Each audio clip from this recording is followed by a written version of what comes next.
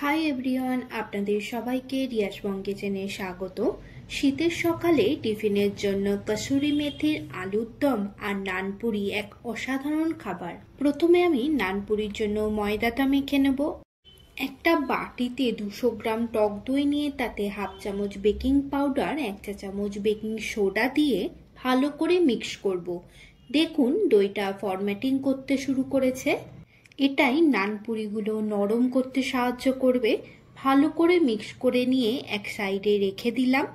একটা বোলে 3 হাতা ময়দা নিয়ে তাতে 1 চামচ চিনি, হাফ চামচ নুন, 1 চা চামচ কালো জিরে, 1 চামচ তেল দিয়ে ভালো করে মিক্স করব। অন্যদিকে গ্যাসে একটু জল গরম বসিয়ে দিয়েছি। এবার ওই দইয়ের মিক্সচারটা ময়দায় দিয়ে ভালো করে ময়দার সাথে মিক্স করতে হবে। ভালো করে মিক্স করে নিয়েছি। একটু একটু করে এবার গরম জল অ্যাড করব। আপনারা আপনাদের পরিমাণ মতো জল অ্যাড করবেন। দেখবেন মাখাটা যেন বেশি নরম না হয়। ভালো করে মাখা হয়ে গেছে। এবার 1 চামচ ওপর থেকে সাদা তেল মাখিয়ে 1 ঘন্টা রেস্টে রেখে দিচ্ছি।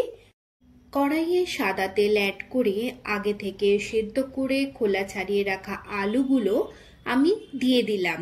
ওতে 1 চামচ নুন অ্যাড করে মিডিয়াম আঁচে ভাজতে দেব। অন্যদিকে মিক্সিতে 1 চামচ চালমগজ, 1 চামচ কাজু বাদাম, 3টে কাঁচা লঙ্কা, 1 চামচ টক দই দিয়ে একটা পেস্ট বানিয়ে নিলাম। আলুগুলো দুপিটি ভালো করে ভাজা হয়ে গেছে, তাই তুলে নিচ্ছি। একবার এই রেসিপিটা বাড়িতে বানিয়ে দেখবেন, সত্যি সবার খুব ভালো লাগবে। আর একটু তেল অ্যাড করে একটা শুকনো লঙ্কা, একটা তেজপাতা, এলাচ, লবঙ্গ, দারচিনি দিয়ে দিলাম। ফোড়ন থেকে ভালো স্মেল ছাড়ছে। এবার 1 চামচ রসুন বাটা আমি অ্যাড করে দিচ্ছি। রসুনটা ভালো করে ভাজতে হবে যাতে তার কাঁচা গন্ধটা চলে যায়। এরপর 1 চামচ আদা বাটাও অ্যাড করে দিচ্ছি। আদা বাটাটা ভালো করে ভাজবো। এরপর 1 চামচ ধনে গুঁড়ো, 1 চামচ জিরে গুঁড়ো দিয়ে ভালো করে কষবো। এই টাইমে আঁচটা পুরো লোতে রাখতে হবে, নইলে মশলাটা পুড়ে যাওয়ার চান্স থাকে। মশলাটা ভালো করে ভাজা হয়ে গেছে। এরপর আগে থেকে বেটে রাখা পেস্টটা আমি অ্যাড করে দিচ্ছি। এখানে আমি কোনো রকম গুঁড়ো লঙ্কা ইউজ করিনি। মশলার সাথে ভালো করে মিক্স করে নিচ্ছি।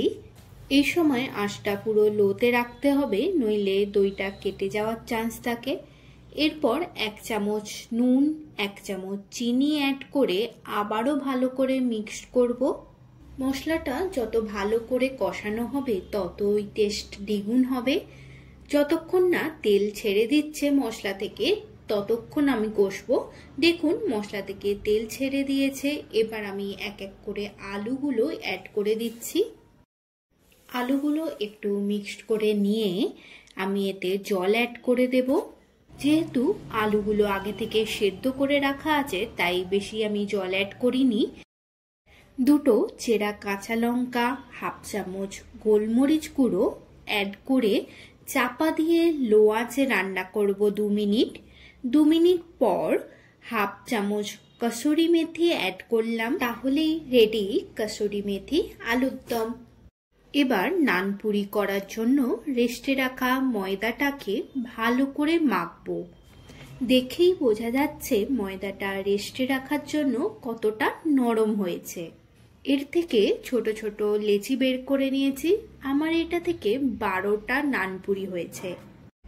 এবার আমি লেচিগুলো বেলে নিচ্ছি। একটু পাতলা করে বেলবো। যতটা পাতলা করা যায় ততই ভালো, তবে দোকানের মতো দেখতে লাগবে। আপনাদের সুবিধার জন্য আমি আরেকটা বেলে দেখাচ্ছি।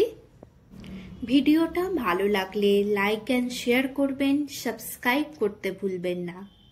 একটু বড় সাইজের বেলে নিয়ে আমি গরম তেলে ভাজবো। দেখবেন কি সুন্দর নিজে থেকেই ফুলে যাচ্ছে, আর আপনা থেকেই উল্টো পিঠেও উল্টে যাবে। পুরো কেনার মতো দেখতে লাগছে না? এরকম ভাবে সবকটা ভেজে নিয়ে গরম গরম সার্ভ করুন নানপুরি।